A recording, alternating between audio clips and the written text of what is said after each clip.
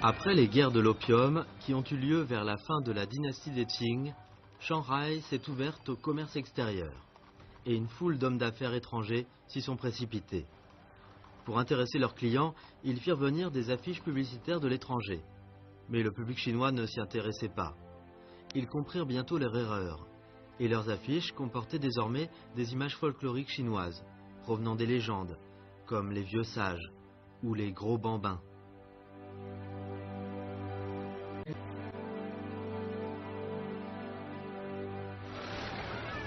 Les nouveaux capitalistes chinois ouvrirent aussi leurs boutiques pour concurrencer leurs homologues étrangers. Dans les années 1920, un commerçant chinois eut l'idée d'utiliser des calendriers portant l'image de belles femmes de style shanghaïen pour vanter ses marchandises.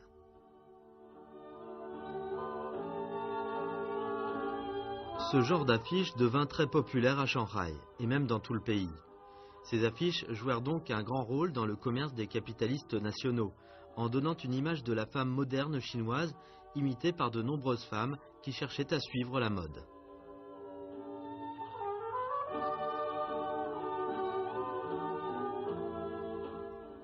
Sur ces affiches calendriers, les beautés portaient surtout le qipao. En effet, à l'époque, les qipao étaient très populaires dans les villes chinoises. C'était le vêtement des dames, des étudiantes et même des ouvrières.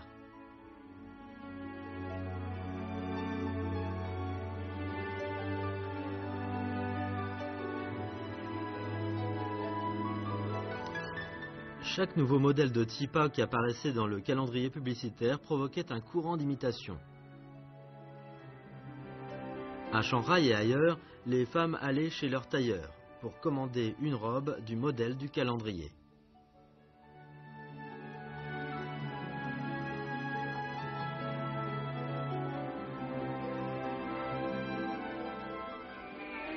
Comme le changement de la mode du qipao avait lieu à Shanghai, les modèles successifs de ce genre de robe avaient pour nom le qipao shanghaïen. Aujourd'hui, les affiches sur le calendrier appartiennent à l'histoire, mais elles étaient un véhicule important de cette robe chinoise d'une époque, et elles offrent un échantillon important pour ceux qui admirent ou étudient la mode de cette robe dite shanghaïenne. Ces affiches permettent d'imaginer la brillance et la splendeur de cette mode.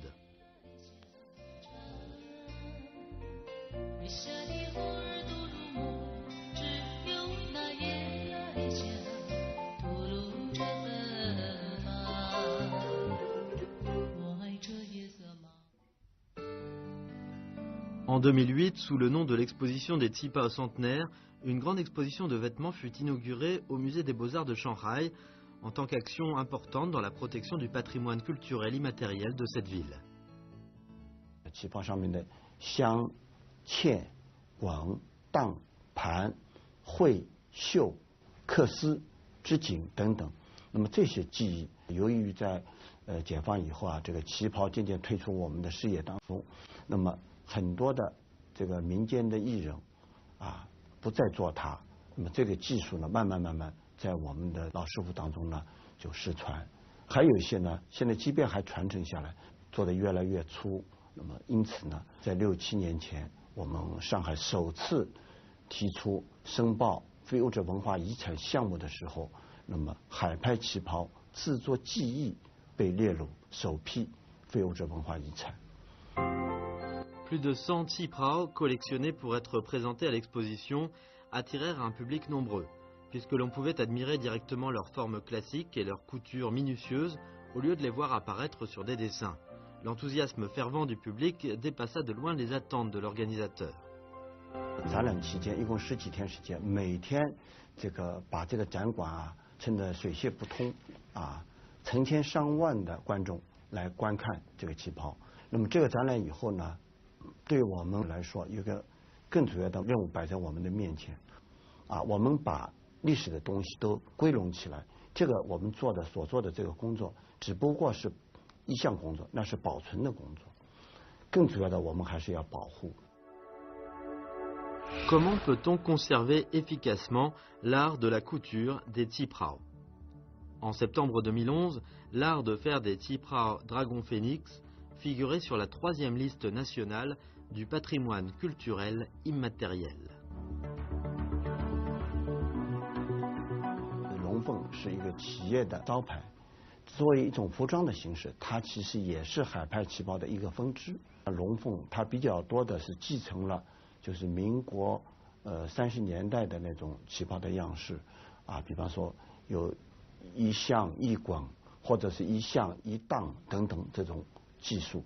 那么包括龙凤旗袍在内的中式服装裁剪技艺被列入第3批国家级的非物质文化遗产，这样就更有效地保护了旗袍的这个制作上面的一些特殊的工艺。 Comment un Tsiprao est-il confectionné? Quels sont les éléments du savoir-faire qui le font figurer sur la liste nationale du patrimoine culturel immatériel? En avril 2012, notre équipe de tournage se rendit à Shanghai pour enregistrer le processus de confection d'un Tsiprao.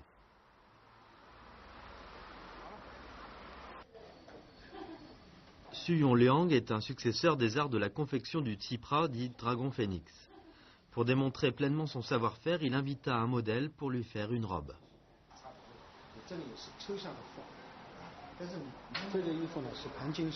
Le Tsiprao de marque Dragon Phénix fut créé en 1936. Xu Yongliang a 47 ans et il s'est engagé dans ce métier depuis près de 30 ans. Il est le successeur de la 3e génération. Dans sa boutique, beaucoup de robes sont conçues et confectionnées par lui-même.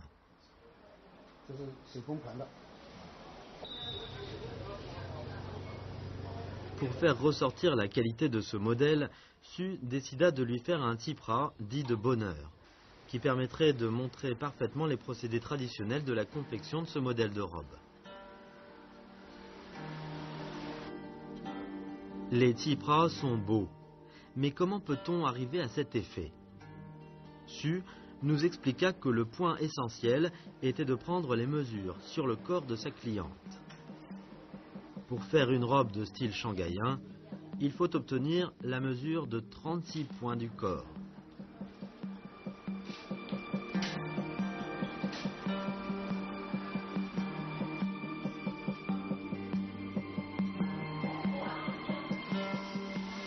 Après les mesures, le couturier doit encore rajuster les chiffres selon le corps pour cacher ses défauts.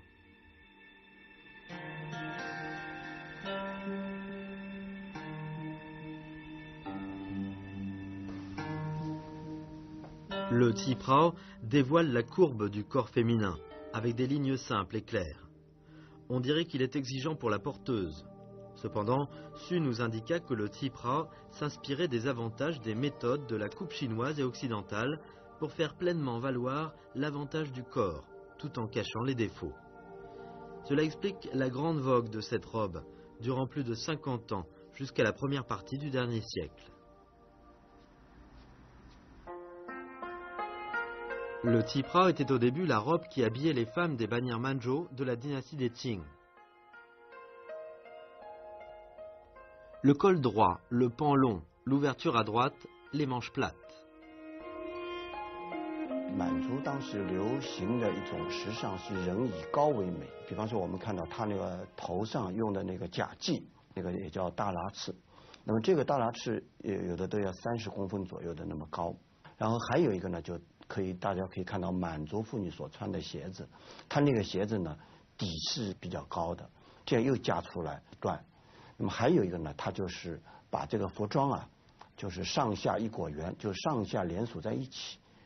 我们就管它叫做袍。那么大家也可以想象啊，这个服装啊，它是2节的穿衣和1节的，就是整个的一裹圆的那种上下一统的。那从视觉的效果来说，肯定是一统的那种呢，就人就显得要修长一点。 La révolution de 1911 renversa la dynastie des Qing. On ne voyait plus de faux chignons ni de talons hauts. Beaucoup de femmes de l'ethnie Man abandonnaient leurs longues robes pour imiter l'habillement des femmes Han. Toutefois, sous l'influence de l'idée d'égalité avec les hommes, des étudiantes imprégnées par les idées neuves adoraient le vêtement masculin. Quand les hommes se débarrassaient de leurs robes pour s'habiller en costumes occidentaux, elles rejetaient les traditionnelles jupes avec les corsages pour porter les tsiprao d'une seule pièce. À l'époque, les tsiprao étaient étroits en haut et larges en bas. Les conservateurs les critiquaient en disant qu'elles confondaient les sexes.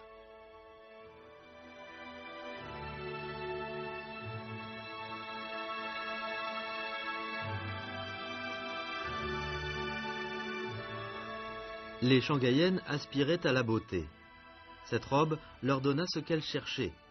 Elles préféraient la longueur de cette robe, avec le col droit qui permettait de dévoiler leur cou, et elles rectifiaient la robe en la rétrécissant avec les points sous la taille et sous les aisselles.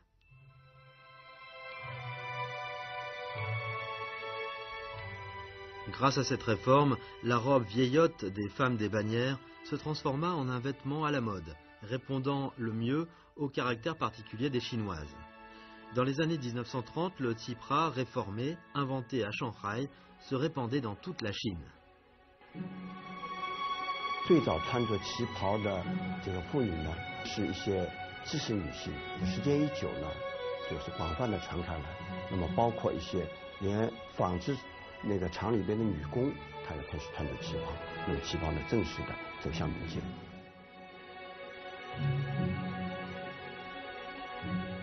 Dans les années 1920, les femmes cessaient de se bander les pieds, mais elles continuaient à réprimer leur poitrine, et cela valait aussi pour le Shanghai occidentalisé.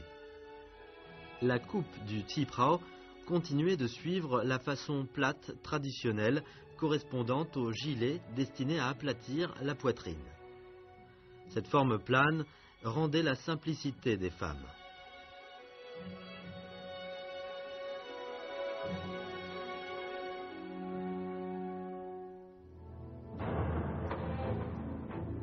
De 1929 à 1933, les pays de l'Ouest subissaient une grave crise économique.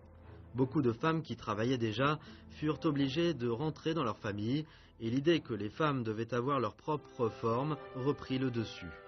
On voyait la vogue des vêtements féminins avec les courbes.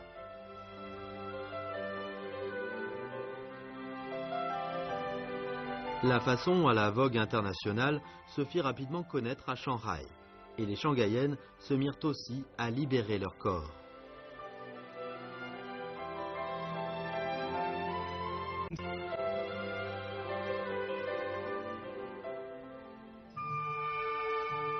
Dans cette ville attachée à la mode, beaucoup de tailleurs étaient au courant du modèle de confection occidentale.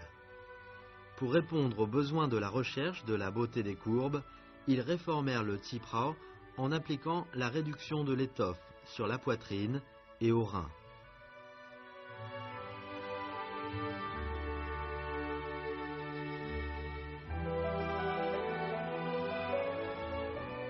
Le tsiprao acquit les 3 dimensions pour rendre les courbes du corps.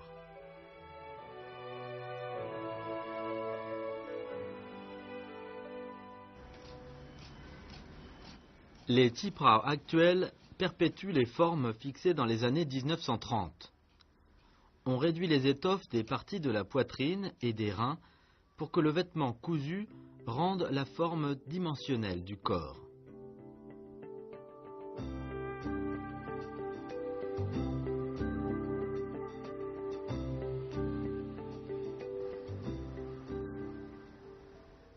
La coupure sur la poitrine et les reins peut aussi cacher les défauts du corps. Le maître Su nous indiqua les astuces. Quand on remontait un peu la coupure sur les reins, on cache mieux le ventre. Quand on la baissait un peu, on rend mieux la forme en S du corps.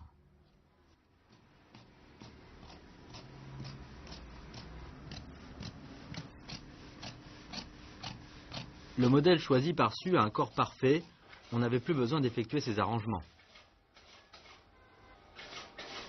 Après une couture sommaire, on vit déjà la structure qui rendait les courbes.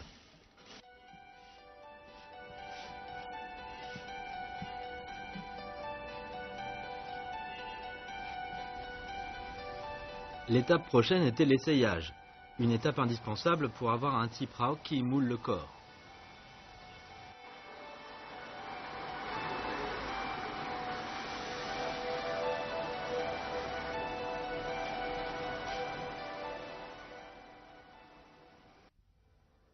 Après avoir donné une forme définitive à la robe, on doit ajouter les décorations minutieuses et on doit recourir à la broderie, à la doublure, à l'incrustation et aux autres procédés qui demandent un travail à la main.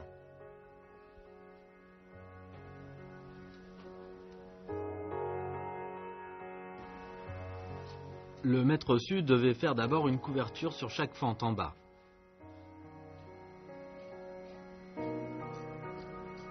Les points décoratifs du Ti Prao provenaient aussi de la robe portée par les femmes des bannières. Au début, pour faire durer la robe, on ajoutait des bandes de tissu solides au col, aux manches et aux lignes d'en bas. Plus tard, les dentelles remplissaient les tissus dans le seul but de décoration. Vers la fin des Qing, le luxe faisant vogue dans l'habillement, on multipliait les ajouts décoratifs, avec les dentelles de plusieurs couches, même sur toute la robe, de sorte que l'on ne distinguait plus son tissu.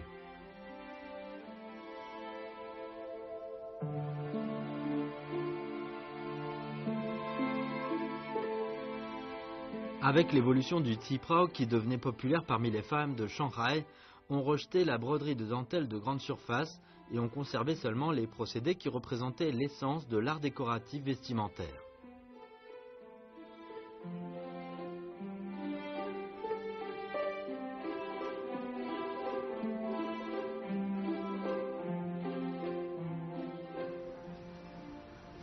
Pour rehausser l'effet décoratif des bordures, il fallait mettre une bande dorée sur la bordure.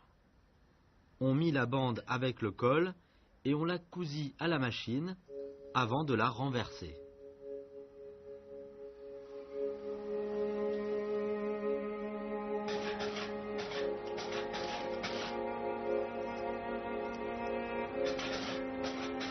Comme le tissu était très doux et la bordure tortueuse, la qualité de ce processus dépendait entièrement de l'expérience. Un peu d'écart la rendrait inégale.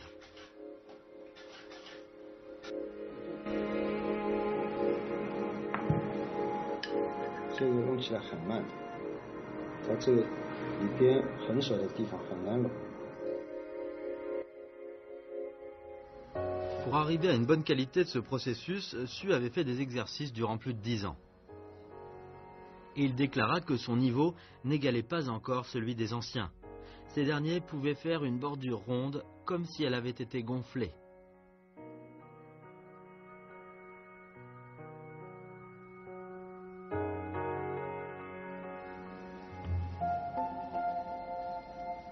Ensuite, le maître Su allait fixer la bordure sur la robe. Et ce travail était fait manuellement. On devait faire 9 points d'aiguille sur chaque pouce.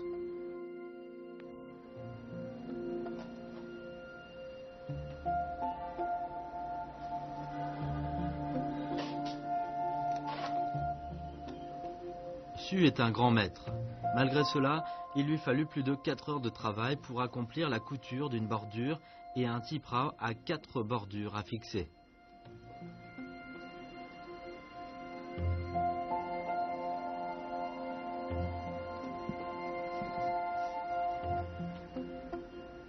Après avoir cousu les bordures, il fallait encore ajouter des bandelettes sur le devant de la partie supérieure de la robe, au bout des manches, du col et sur les fentes. Tous ces travaux devaient être faits à la main et minutieusement. Su nous indiqua qu'il fallait 5 à 8 jours pour faire un Ti Prao.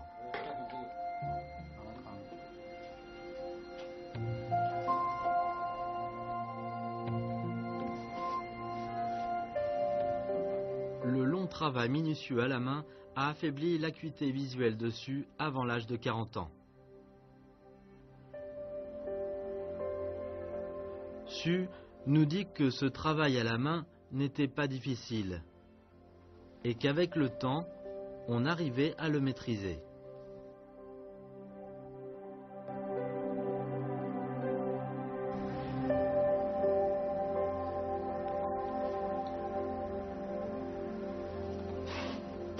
这个太苦涩了。为什么我们喜欢这个行业？还有一点，我们以前没有像现在小孩子玩电脑啊什么东西，我们以前没有的呀，就空下来就学这个东西，没别的东西爱好呀。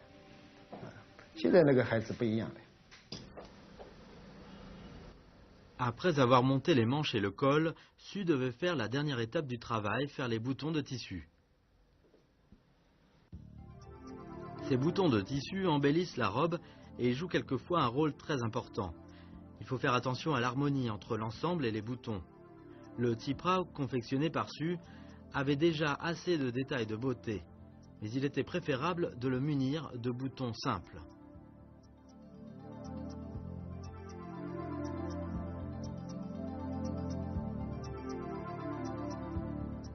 Un Tsiprao de bonheur fut ainsi fait.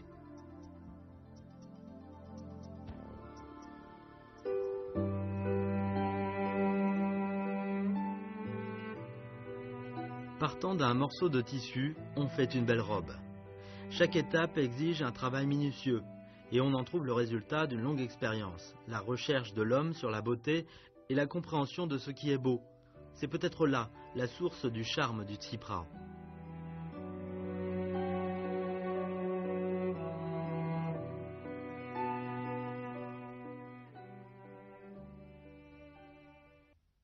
De la robe des femmes des bannières jusqu'au Tsiprao à la shanghaïenne des années 30-40, qui mélangeait les éléments chinois et étrangers, le processus de la rénovation se distingue par son attachement à la mode. Toute nouveauté exerçait une grande influence sur l'évolution du Tsiprao. Par exemple, l'importation des bas nylons transparents a fait changer la forme du Tsiprao. 当时的妇女如果拥有一双透明丝袜，那是非常时髦的一件事情，所以她就有意的把那个开叉呢，慢慢就越开越长，甚至把整个的大腿部分都露出来。其实它并不是为了走路的方便，走路方便它开到膝盖就够了，它主要还是为了显示自己拥有一双外来的玻璃丝袜。到了33年的时候，那个高跟鞋特别流行，所以大家呢又把下摆啊慢慢提上去以后呢，让大家感觉到我穿的是一双高跟皮鞋。等到高跟皮鞋已经很普遍，大家都穿了以后呢，大家觉得没什么稀奇了。那么那个时候呢，可能这个风气又一变，大家就流行叉也开的少了，那个下摆也盖的拖得长了，甚至又出现了什么呢？叫扫地旗袍。Tantôt on prolongeait le Tsiprao, tantôt on le raccourcissait. Des changements interminables faisaient rayonner le savoir-faire dans la confection du Tsiprao.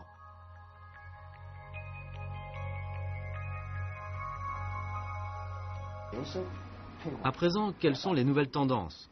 Le Centre de préservation du patrimoine culturel immatériel de Shanghai convoque régulièrement les 5 plus grands confectionneurs de Tsiprao pour discuter de la tendance évolutive de leurs produits.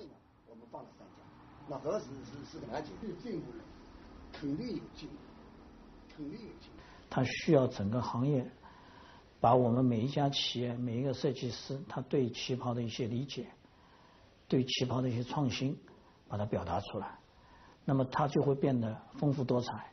同时呢，我们对能够加上一些现代元素，让它变成既是一个传统，同时又是创新的一个时尚产品。 Aujourd'hui, les tsipas de styles variés répondent aux besoins des femmes d'âges différents. 在高领的上面呢，就会加上，呢要修上，这里腰身可以再修正一下，然后这个造型。我觉得，一穿旗袍，其他衣服完全就是谈不上什么是美的服装，因为旗袍的美，其他衣服没有。每一个女性，她最终要去表达她内在对文化的理解，那么最重要的就是服装。 服装才能够真正表达他自己内在的东西。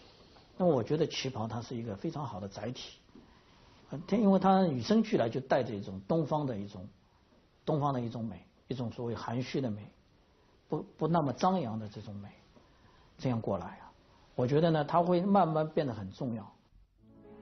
En 2000, on vit le film Les Belles Années. Avec les beaux tsiprao artistiques, ce film attira un public en grand nombre.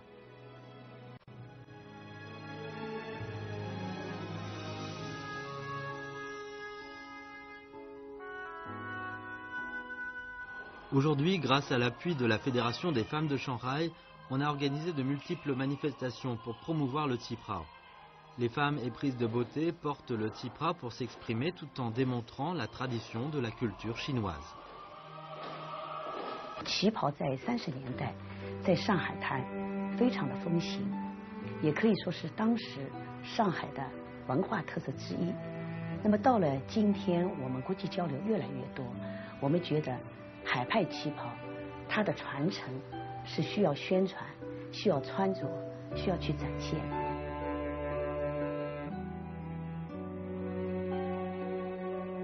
Avec le temps, il est certain que les Chinoises qui portent le tipra seront toujours plus nombreuses à vouloir exprimer leur beauté.